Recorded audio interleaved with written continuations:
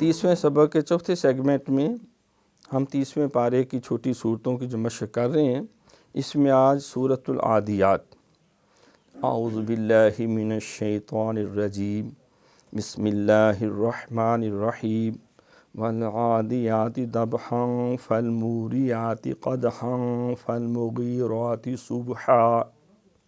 فأثرن به نقعا فوسطن به جمعا ان الانسان لربه لکنود وانه على ذلك لشهید وانه لحب الخیر لشدید افلا يعلم اذا بعثر ما في القبور وحصل ما في الصدور ان ربهم بهم یومئذ لخبیر۔ اب اس میں وہی بات میں نے عرض کی، اخفاء، اظہار، ادغام، غنہ، ان سب چیزوں کو پورے طور پہ ہم نے اپلائی کرنا ہے۔ اگر ہم ملا کے پڑھیں گے تو یہاں پہلے کے اوپر جس آپ نے دیکھا اخفاء کیا ہم نے، والعادیات ضبحا، ضاب یہ با پہ قلقلہ ہے، یہ نہیں والعادیات دب، ہا دب نہیں داب، قلقلہ کریں گے تو صحیح ادا ہوگا۔ والعادیات ضبحا فالموریات قدحا فالمغیرات صبحا۔ اب وہاں وقف کیا ہے تو یہ وقف بالابدال کہتے ہیں اس کو ہم نے، تنوین دو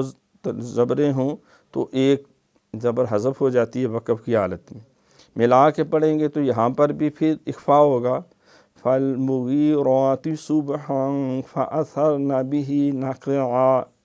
ملائیں گے تو نقعا فوسطن به جمعا ان الانسان، کیونکہ یہ جمعا یہاں تنوین کے بعد انا حروف حلقی ہے یعنی حمزہ جو ہے، تو اس بنا پہ یہاں پھر اظہار ہوگا جب ملائیں گے، به جمعا ان الانسان لربه لکنود۔ اگر ہم یہاں اس کو ملائیں گے تو پھر آگے واو ہے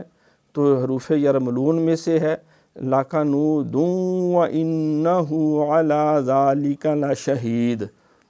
تو پھر وہ واو کے اندر ادغام ہو جائے گا، غنہ بھی ہوگا، ایک کل سے دیر بھی لگے گی۔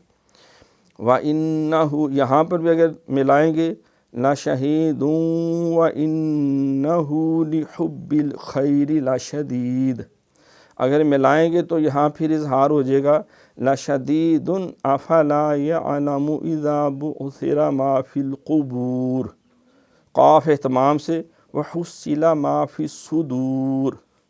إِنَّ رَبَّهُمْ بِهِمْ يَوْمَئِذٍ لَخَبِيرٌ۔ یہاں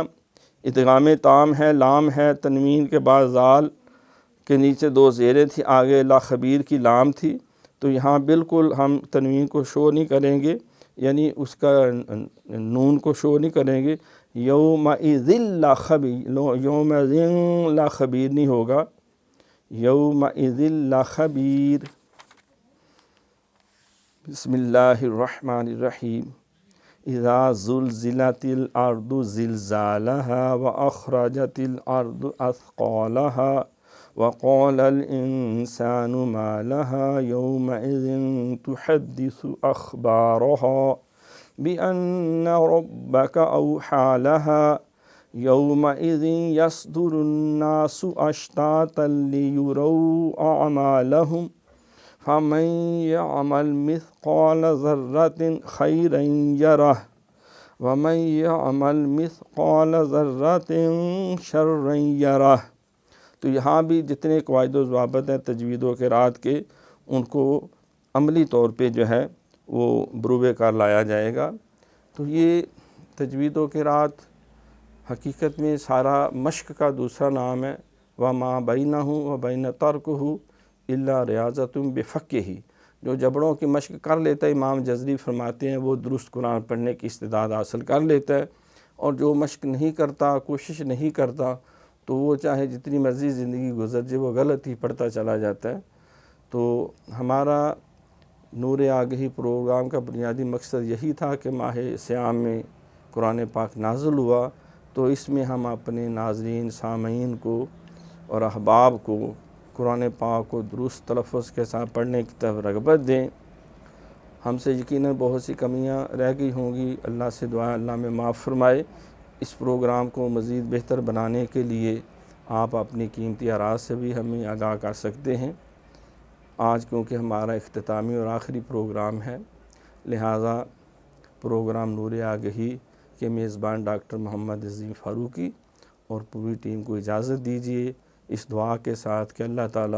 ہماری اس حقیر سی کاوش کو قبول و منظور فرمائے اور اس کو عملی طور پر استعمال میں لانے کی توفیق عطا فرمائے اور ماہ سیام کی تمام حسنات و برکات سے میں مالا مال فرمائے۔ والسلام